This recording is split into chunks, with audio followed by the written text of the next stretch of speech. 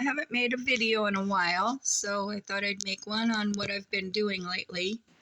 I am still making rugs, but I started getting into slow stitching in January, so I've been doing a lot of that. I wanted to show, it's kind of a stitch sampler book. I've been following along with the YouTube channel K3N Cloth Tales. It's that. And it's a weekly slow stitch project 2024, where each week Catherine does a different slow stitch project, and she's really fun to watch. She has stories that she talks about, and anyway, okay, so in my slow stitching, I'm a big thrifter, so I have thread that I got at the thrift store. You can see how old it is. This one still has a price tag on it for 69 cents. I don't know what they are now, and I just use fabric that I have. This is the journal that I've been putting the projects in. I have it tied together with cloth twine that I learned how to make on the K3N channel. There's a lot of videos on cloth twine, so I'm not going to get into that. And let's see, open it up. But these, I bought, again, at a thrift store, a bag of these quilt pieces that were all cut out. So I just kind of pieced them together and made the cover. It's like this, so that as it gets thicker, you know, this will move over and it'll still close. And it is getting pretty thick. Okay, so, and then I lined it with just this fabric, and there's a piece of felt in between the cover piece and the lining to make it kind of stiffer. Hope I'm not moving around too much. This was the first project. Oops, I don't know what that is. Okay, community. So the community, we're all woven together. This was just strips of fabric woven, and then I just did straight stitches on it, real simple. Like I said, I'm just learning, but that was easy and fun. And then this project was light, dark and light. And these little dots are supposed to be French knots, but they're kind of weird. And, oh, this one was fun. This is diversity. So it's a different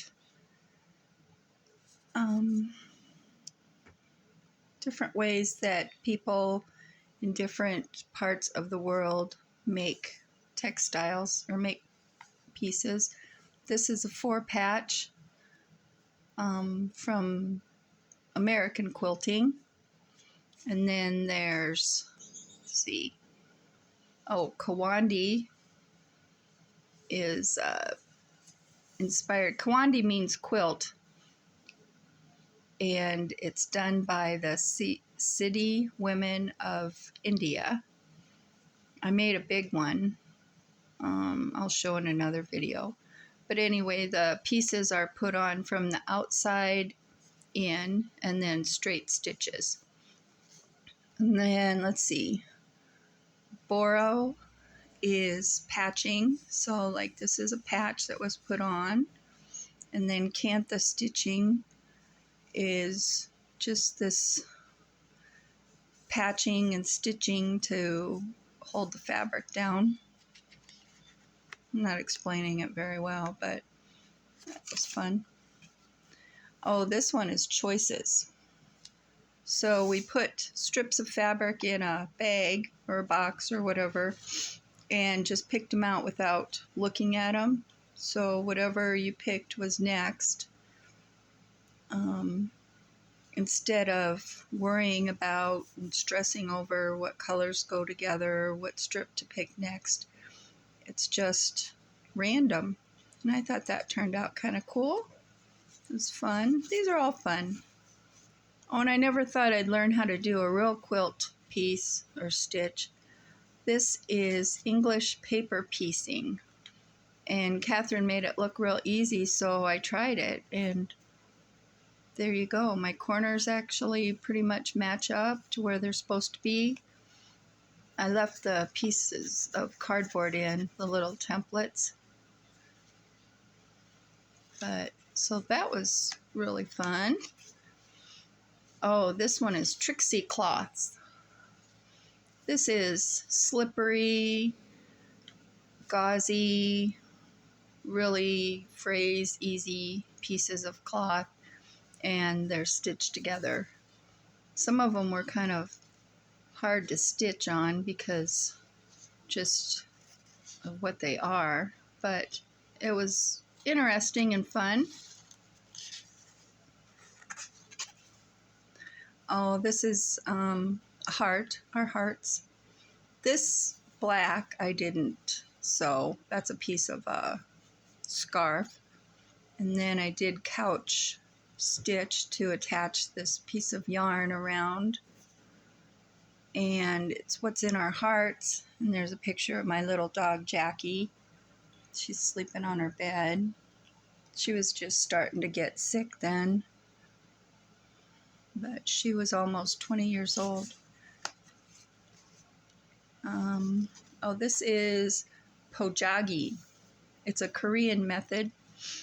You stitch together or seam together these pieces of fabric.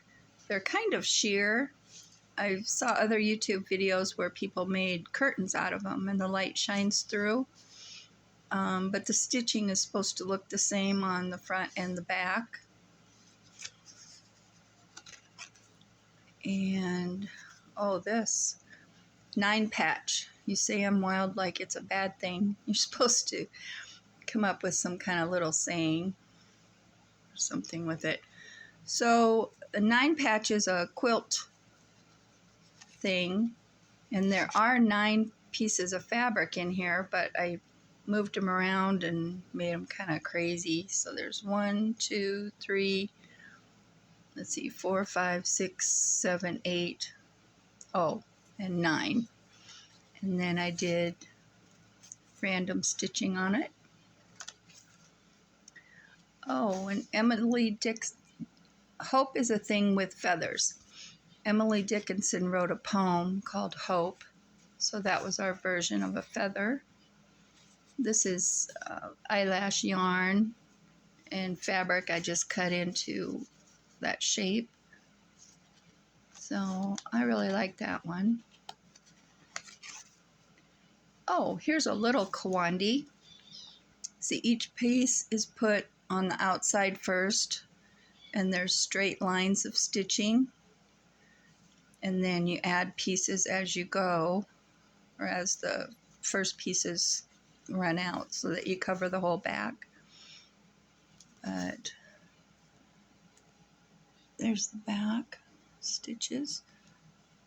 So yeah, I made a big one of these, and I made a typewriter cover too in this style. It's fun. Oh, this is our bundle book. So we made 2 little bundles, book bundles. See, there's 2 pages, and then there's 2 pages here, but I sewed the edge down. I sewed in the middle, so it's kind of like a book. And we stitched letters. If you love something, set it free. And then there's stitching for the circle. But the second one we made, we wrapped things up in it and buried. And then we're going to dig it up on the summer solstice. But in mine, I put, I buried it March 30th. I have dandelion, bluebells, rosemary, eggshell, chicken feathers, black walnut root. What is that? hickory and mango leaves, and a rusty wrench. So the solstice is coming up. We'll be digging them up and see what's left of our fabric. I'm kind of curious. Oh, friendship star.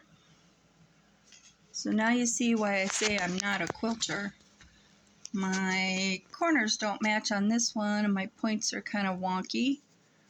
And I don't know, something happened here where it's different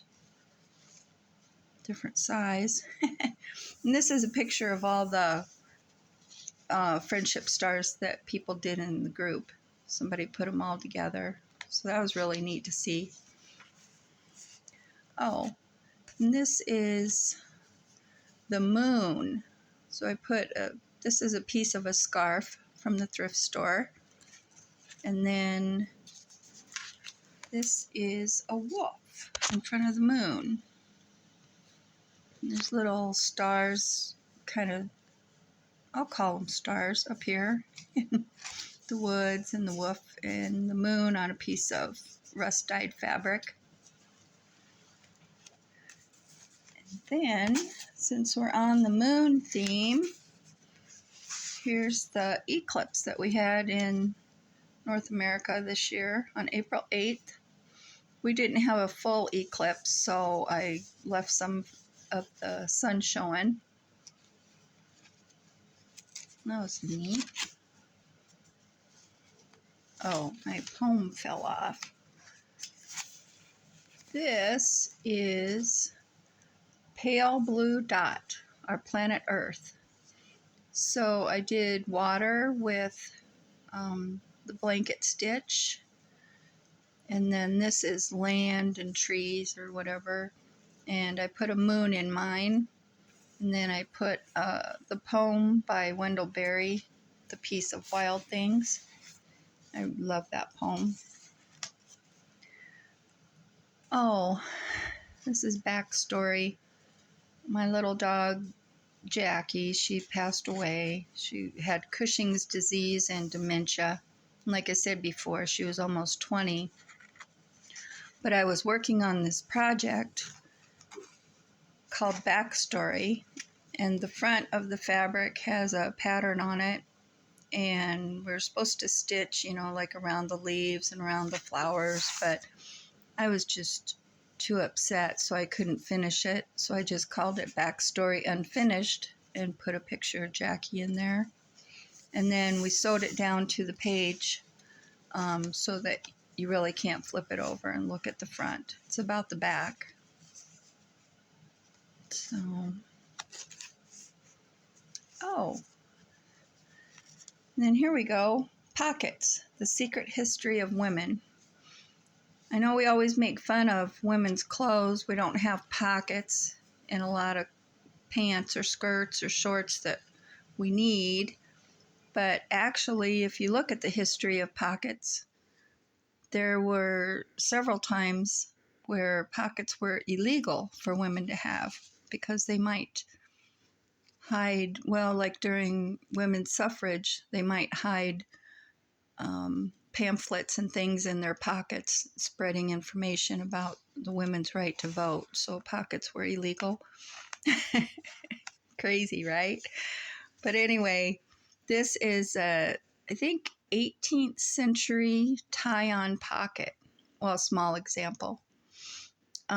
So women, since pockets weren't in their clothes, they made a pocket and would tie it on under their dresses, and their dress had a slit where they could still stick their hand in and get in their pocket for all their subversive material that they were hiding.